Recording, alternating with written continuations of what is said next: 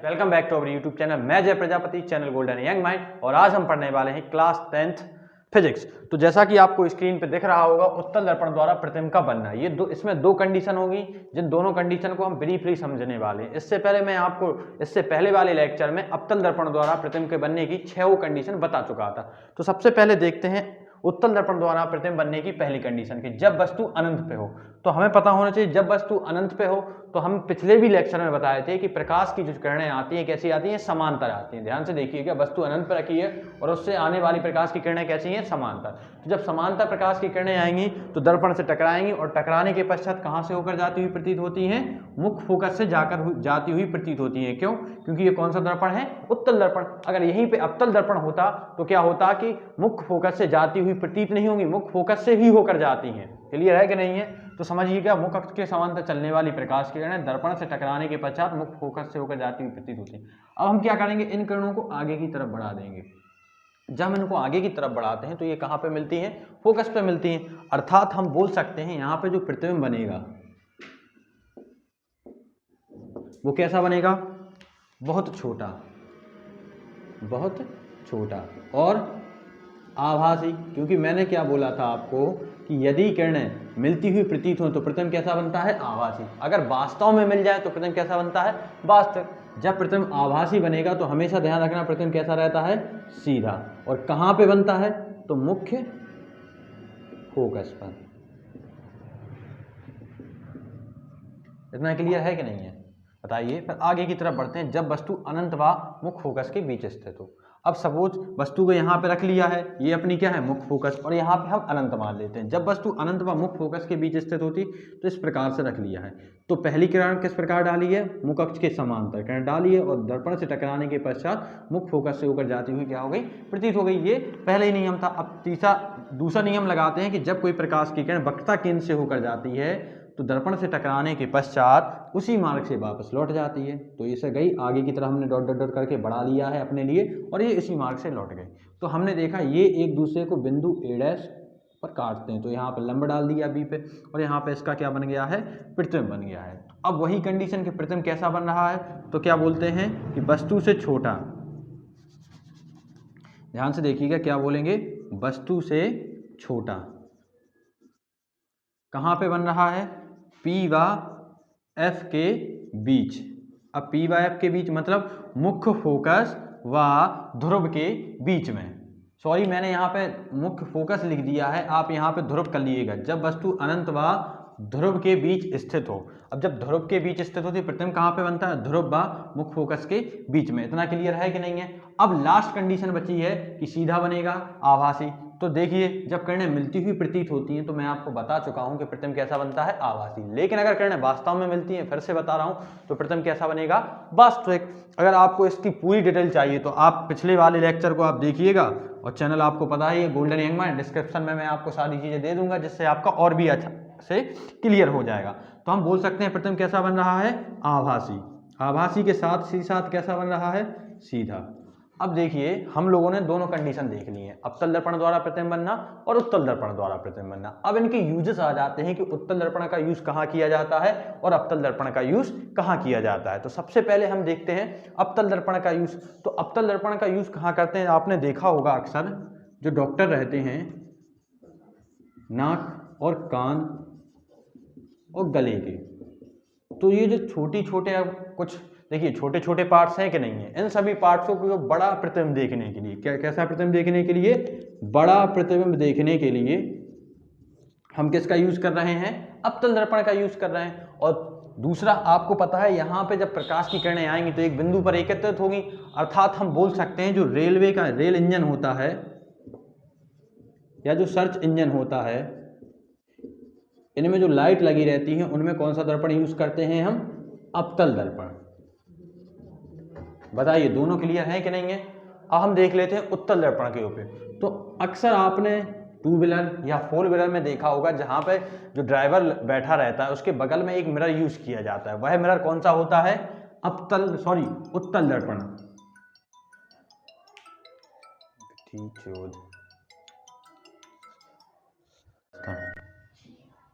तो देखिए उत्तल दर्पण के उपयोग। तो उत्तल दर्पण में ध्यान से सुनिएगा, कि ये तो आपको क्लियर हो चुके होंगे। अब उत्तल दर्पण में होने वाला क्या है कि आपने अक्सर देखा होगा टू व्हीलर से या फोर व्हीलर में साइड व्यू देखने के लिए मिरर लगा रहता है, वही मिरर कौन सा रहता है, उत्तल दर्पण। तो हम बोल सकते हैं जो ट्रक चालक रहते हैं या जो बस चालक रहते हैं उनके साइड से एक मिरर यूज किया जाता है जो क्या करता है, पार्श्व दृश्य देखने में मदद। ध्यान से देखिएगा, सुनिएगा कि हमने क्या बोला है, चाहे वो टू व्हीलर हो चाहे फोर व्हीलर हो, उसमें क्या लगा रहता है, साइड में एक मिरर लगा रहता है जिससे हम पीछे आने वाली वाहनों को आसानी से देख सकते हैं। तो उस मिरर का कौन सा मिरर कहने वाले हैं हम, उत्तल दर्पण। लास्ट आपने देखा होगा स्ट्रीट लाइट्स रहती हैं। स्ट्रीट लाइट में क्या होता है कि एक लगा दी है हमने और अधिक से अधिक प्रकाश को ये क्या करना होता है, इनको फैलाना होता है। अब जब अधिक से अधिक प्रकाश फैलाना होगा तो हम किस दर्पण का यूज करेंगे, उत्तल दर्पण का, क्योंकि हमें इसकी कंडीशन पता है कि ये प्रकाश की किरणों को क्या करता है, विसरित करता है, एक बिंदु पर एकत्रित नहीं करता है। तो हम बोल सकते हैं लाइटों में, कौन सी लाइटों में, जो गलियों में यूज होती हैं उन लाइटों में हम किसका यूज करते हैं, उत्तल दर्पण का। अगर आप चाहें तो इसको स्क्रीनशॉट लीजिए, फिर हम आगे की तरफ बढ़ते हैं। तो हम देखने वाले हैं रेखीय आवर्तन। तो रेखीय आवर्तन में क्या होगा, सबसे पहले हम इसकी डेफिनेशन की बात करेंगे, देन हम इसके फॉर्मूले पे आते हैं कैसे आता है। तो समझिएगा क्या होता है, पहले हम समझ लेते हैं जो प्रतिबिंब होता है उसको हम किससे करते हैं, इमेज, मतलब आई से रिप्रेजेंट करते हैं, और वस्तु जो होती है उसको हम किससे रिप्रेजेंट करते हैं, ओ से। बस अब समझने की कोशिश कीजिएगा कि, ध्यान सुनिएगा कि प्रतिबिंब की लंबाई और वस्तु की लंबाई का जो अनुपात होता है वही क्या कहलाता है, हमारा रेखीय आवर्तन कहलाता है। क्या बोलेंगे, प्रतिबिंब की लंबाई और वस्तु की लंबाई का जो अनुपात होता है वो क्या कहलाता है, रेखीय आवर्तन कहलाता है। अब ध्यान से समझिएगा, ये अपना क्या हो गया, फॉर्मूला भी हो गया और यहीं से हमारी क्या डेफिनेशन भी आ चुकी है। एक बार फिर सुन लीजिएगा, दर्पण द्वारा बने किसी वस्तु के प्रतिबिंब की लंबाई और वस्तु की लंबाई का जो अनुपात होता है उसको हम क्या कहते हैं, रेखीय आवर्तन कहते हैं। अब ध्यान से सुनिएगा कि ये जो होता है ये किसके बराबर होता है, आई अपॉन ओ हम बोल सकते हैं माइनस के वी अपॉन यू के बराबर होता है। अब आप कहेंगे कैसे बराबर होता है, तो समझिएगा, पहले इससे पहले इसको समझने से पहले हम कुछ निर्देशांक ज्यामितियां समझेंगे जिनसे फिर ये फॉर्मूला आप बिल्कुल ही आसानी से समझ सकते हैं कि ये कैसे आया होगा। समझते हैं, तो पहले देखते हैं। ये रहा हमारा चतुर्थांश, और चतुर्थांश में ये x अक्ष की धनात्मक दिशा है तथा ये x अक्ष की ऋणात्मक दिशा है, और ये y अक्ष की धनात्मक और ये y अक्ष की ऋणात्मक दिशा है। तो सबसे पहले हमें अपने दर्पण बनाने हैं। तो देखिएगा यहाँ पे मैं बना लेता हूँ अपना, कौन सा दर्पण है, ये नहीं बता सकते ना अभी, क्योंकि इस पे अभी क्या नहीं है, पॉलिश नहीं है। पॉलिश करने के उपरांत ही हम बता सकते हैं कोई दर्पण अवतल है या उत्तल। तो सबसे पहले हमने इसको यहाँ पे पॉलिश कर ली है। तो ये देख रहे होंगे आप, उभरा हुए भाग पे पॉलिश नहीं है, दबे हुए भाग पे पॉलिश है, अर्थात ये कौन सा दर्पण हो गया अपना, उत्तल दर्पण। और ये हमारा बन गया है अवतल दर्पण। अब हमें क्या करना है, ध्यान से सुनिएगा, हम नापने वाले थे यहाँ से वस्तु की दूरियां कि किस प्रकार से हम वस्तु को रखेंगे और ऋणात्मक रहेगा या फिर धनात्मक। तो सबसे पहले आपको ध्यान रखना है कि जो वस्तु रहेगी उसको यहाँ, मतलब ध्रुव है ये कि नहीं है, तो वस्तु को सदैव दर्पण के ध्रुव से मापते हैं। अब ध्रुव से मापेंगे तो ध्यान से सुनिएगा कि वस्तु को, और सदैव एक चीज और रखनी है कि वस्तु को सदैव बाईं ओर रखेंगे हम। तो जब बाईं ओर रखेंगे और वस्तु को सदैव कहां पर रखेंगे, बाईं ओर। तो ध्यान से सुनिएगा, ध्रुव से वस्तु तक की दूरी, ध्रुव से वस्तु तक की दूरी किससे रिप्रेजेंट करेंगे, यू से। और कैसा यू, माइनस का यू रहेगा, चाहे वो उत्तल दर्पण हो चाहे अवतल दर्पण हो। यहां पे मैं लिखे दे रहा हूं उत्तल और अवतल। अब हम बात करेंगे फोकस दूरी की।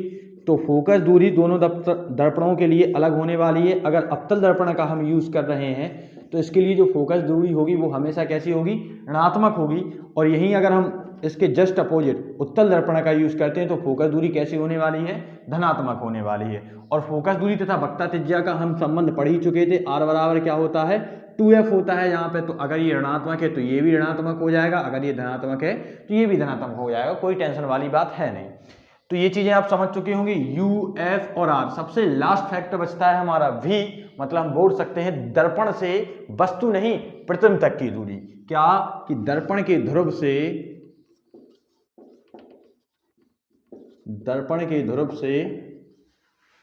प्रतिबिंब तक की दूरी,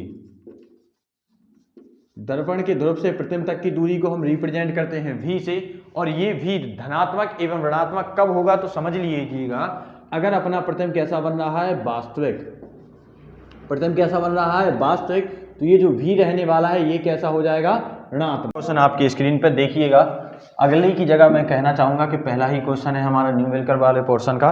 तो सबसे पहले क्वेश्चन क्या कहता है, आप भी पढ़िएगा और मैं भी पढ़ता हूं कि एक गोलीय दर्पण की वक्रता त्रिज्या 20 सेंटीमीटर है। अब ध्यान से सुनिए, इसमें उसने ये नहीं कहा है कि अवतल गोलीय दर्पण है या फिर उत्तल गोलीय दर्पण, उसने सिर्फ ये कहा है कि एक गोलीय दर्पण की वक्रता त्रिज्या कितनी है 20 सेंटीमीटर है। इसकी फोकस दूरी ज्ञात कीजिए। और सबसे पहली बात, ये क्वेश्चन 4 बार पूछा गया है, 14 में, 16 में, 17 में और 18 में। तो आपको बड़े ही ध्यान से करना है। उसमें क्या कहा है, वक्रता त्रिज्या। तो वक्रता त्रिज्या को हम किससे रिप्रेजेंट करते हैं, कैपिटल आर से।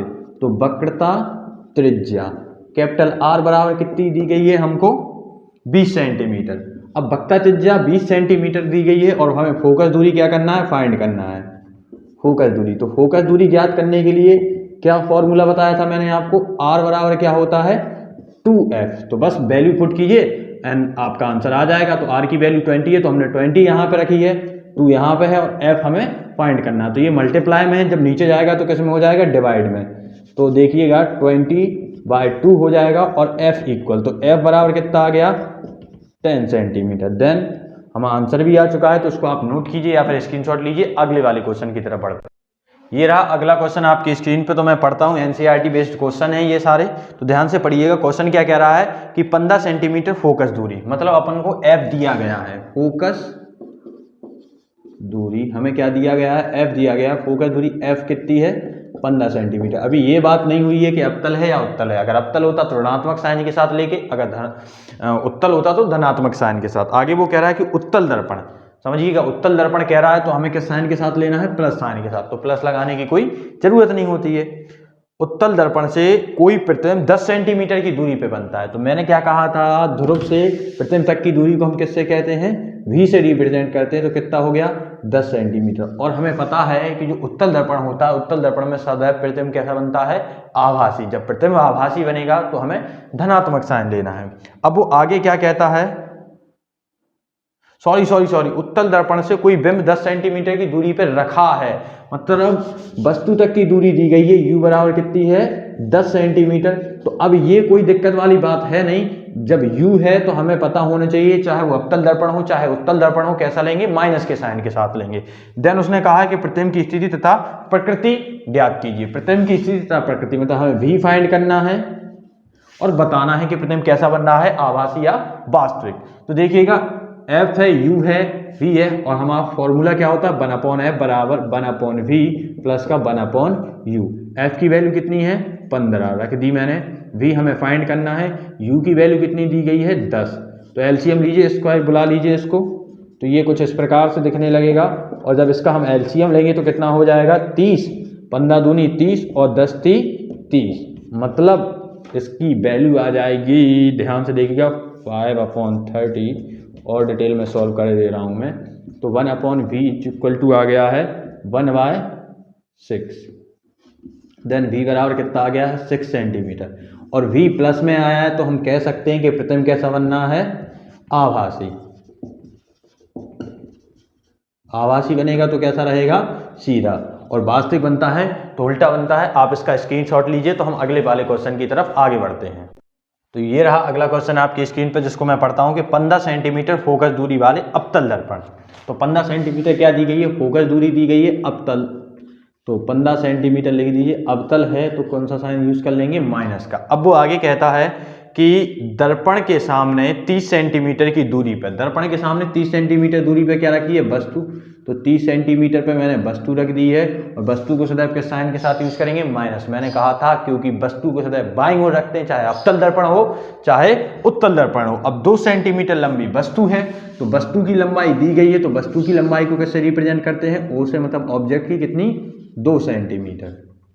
अब उसने कहा है कि बनने वाले प्रतिबिंब की स्थिति, आकार एवं प्रकृति ज्ञात कीजिए। मतलब आई की वैल्यू हमें फाइंड करनी है, वी की वैल्यू फाइंड करनी है और प्रकृति भी बतानी है। तो देखते हैं 1/f बराबर हमने बताया है, रखा है आपको फॉर्मूला, और ये लगा दिया फॉर्मूला। लगाते हैं इसको, तो 1/f कितना है, 15 है।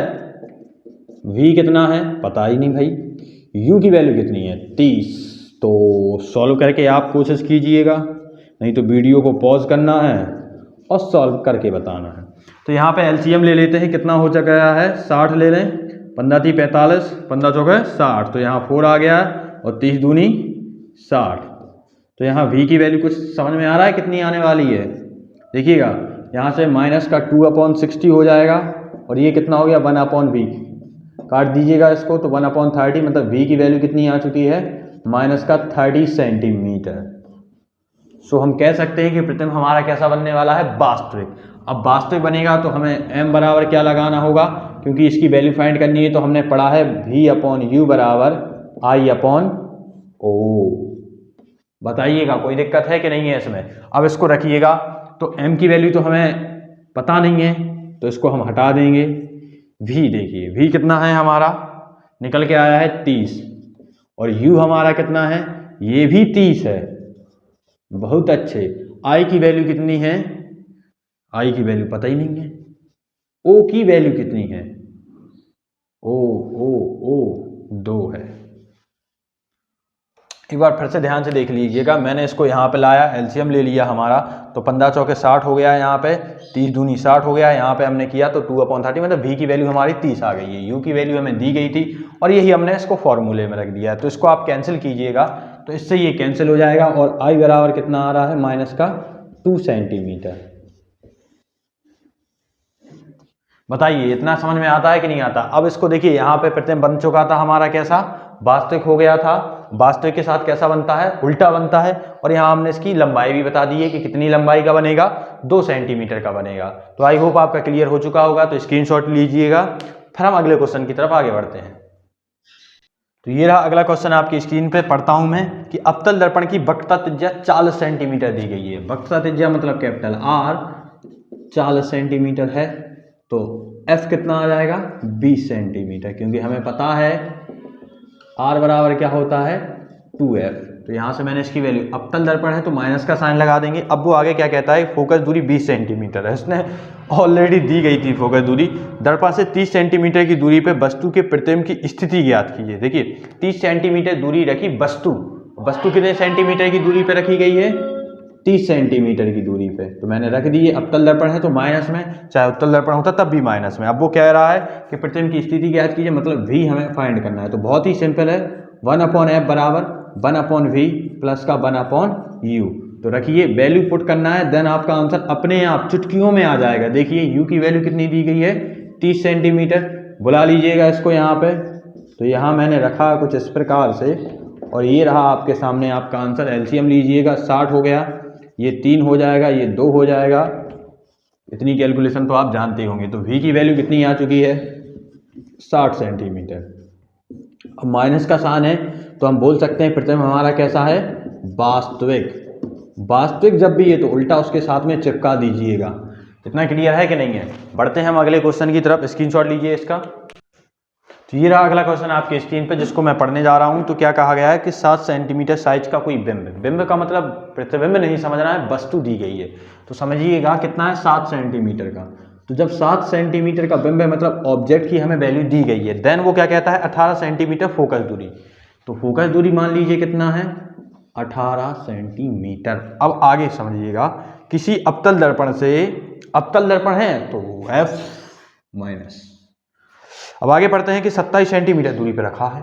तो रखा है तो रख दीजिए ना, कितना, u बराबर कितना हो जाएगा, 27 सेंटीमीटर और माइनस के साइन के साथ। हाँ, दर्पण से कितनी दूरी पर पर्दे को रखें कि वस्तु का प्रतिबिंब फोकस प्रतिबिंब प्राप्त हो। प्रतिबिंब के साइज तथा प्रकृति ज्ञात कीजिए।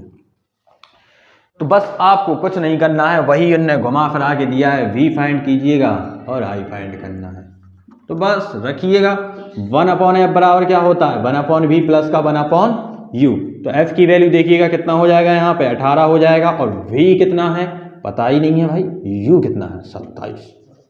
इसको इस साइड बुला लीजिएगा तो क्या हो जाएगा, ये हो जाएगा, हो गया। तो भाई एलसीएम ले लीजिए, कितना आ जाएगा एलसीएम 54। बहुत खूब, 18 का इसमें भाग दीजिएगा तो कितना हो जाएगा 3 टाइम्स होगा और इसका करेंगे तो 2 टाइम्स जाएगा। तो देन इसकी वैल्यू कितनी आ जाएगी, v की वैल्यू आ जाएगी माइनस का 54 सेंटीमीटर। क्लियर है कि नहीं है। अब इसकी थोड़ी देखिए i भी बताना है, तो हमें कुछ नहीं करना है, वही माइनस का v/u बराबर लगाइए i/o। प्रतिबिंब कैसा बन रहा है वास्तविक, और हमें पता है जब वास्तविक बनता है तो हम अपने आप क्या चिपका देते हैं उल्टा, क्योंकि प्रतिबिंब वास्तविक बनेगा तो उल्टा। अगर यहाँ पे आभासी होता तो यहाँ सीधा हो जाता है। तो देखते हैं v की वैल्यू हमें दी गई है, v कहाँ आया यहाँ 54, और u की वैल्यू कितनी दी गई है -27। i की वैल्यू हमें पता नहीं है, o कितना है o 7। इसको इससे काट दीजिए, कितने टाइम जाएगा 2 बार, और इसका इसमें कर दीजिए तो i बराबर कितना आ गया 14 सेंटीमीटर। इससे ये कैंसिल हो गया और ये माइनस का आ जाएगा। तो देन हम कह सकते हैं कि प्रतिबिंब कैसा बन रहा है उल्टा। इसका स्क्रीनशॉट लीजिए, अगले वाले क्वेश्चन की तरफ बढ़ते हैं। ये रहा अगला क्वेश्चन आपकी स्क्रीन पे। तो देखते हैं क्या कह रही है कि 5 लंबाई का कोई बिंब, 5 लंबाई दी गई है भैया। तो बिंब है मतलब ऑब्जेक्ट, कितनी लंबाई है 5 सेंटीमीटर। आगे पढ़िएगा कि 30 सेंटीमीटर वक्रता त्रिज्या, r की वैल्यू कितनी दी गई है 30 सेंटीमीटर। अब ये और देख लें कौन सा दर्पण है, तो उत्तल दर्पण दिया गया है, तो कोई दिक्कत वाली बात नहीं है। f बराबर कितना आ जाएगा 15 सेंटीमीटर, क्योंकि हमें पता होना चाहिए कि अगर दर्पण उत्तल है तो हम क्या यूज करेंगे धनात्मक चिन्ह। अगर यहीं अवतल हो जाता तो कौन सा चिन्ह यूज करते ऋणात्मक। अब समझिएगा कि 20 सेंटीमीटर दूरी पे वस्तु रखी है, तो u हमें कितना दिया गया है 20। अब चाहे उत्तल हो चाहे अवतल, साइन कौन सा लगाएंगे माइनस का साइन। आगे देखिएगा प्रतिबिंब की स्थिति साइज सक सब ज्ञात कीजिएगा उसमें। तो ये 3 चीजें हैं और v हमें फाइंड करना है और i भी फाइंड करना है। तो देखते हैं 1/f बराबर क्या होता है 1/v प्लस का 1/u। वैल्यू रखिएगा 15, v की वैल्यू पता नहीं, u कितना है 20, बुलाइएगा इस साइड। तो कुछ इस प्रकार का नज़ारा होगा कि नहीं होगा। अब एलसीएम लीजिएगा, कितना हो जाएगा 60, तो ये कितना हो गया 4 और ये कितना हो गया 23। तो v की वैल्यू कितनी आ गई 60/7 सेंटीमीटर। कोई डाउट नहीं, क्योंकि हमें पता होना चाहिए कि उत्तल दर्पण जब भी रहेगा प्रतिबिंब कैसा बनेगा उल्टा कि सीधा। आभासी, और आभासी के साथ हम क्या चिपकाते हैं सीधा। तो इतना क्लियर है कि नहीं है। v की वैल्यू इतनी आ चुकी है। अब समझते हैं i वाला कॉन्सेप्ट। तो हमें पता होना चाहिए माइनस का v/o बराबर। अब देखिए जब भी वास्तविक रहता है तो हमें कोई दिक्कत नहीं होती, लेकिन जब आभासी हो जाएगा तो माइनस का चिन्ह लेना पड़ेगा i/o के साथ में। तो v की वैल्यू रखिएगा, v कितना है 60/7 और माइनस का, और u कितना है 20 और वो भी माइनस का। i की वैल्यू कितनी है i पता नहीं, i और y, और o कितना दिया गया है यहाँ पे 5 दिया गया है, तो इसको इससे काट दीजिए, कितना हो गया 3 टाइम्स। यहाँ से इसको गुणा कीजिए, माइनस से माइनस कैंसिल आउट हो चुके हैं, और यहाँ पे एक और माइनस लगा तो इससे ये कैंसिल हो गया। कितना हो गया 5 3 15/7, मतलब i की वैल्यू कितनी आ जाएगी 2.5 सेंटीमीटर। और धनात्मक चिन्ह क्या शो करता है कि प्रतिबिंब कैसा बनेगा सीधा। तो ऑल द वेरी बेस्ट। अगर आपको वीडियो अच्छी लगी हो, लेक्चर पसंद आया है, तो अपने फ्रेंड के साथ जरूर शेयर कीजिएगा। अगर आपको इनमें कोई भी डाउट होते हैं तो आप हमारे टेलीग्राम चैनल को ज्वाइन कर सकते हैं, जिसमें आप क्या करना है, आपको अपने क्वेश्चन के जवाब देने हैं। तो मैं आपको आसानी से वहाँ पे जो भी क्वेश्चन आप पूछेंगे उनके आंसर प्रोवाइड करा दूंगा। इसका स्क्रीनशॉट लीजिए। फिर मिलते हैं अगले लेक्चर में।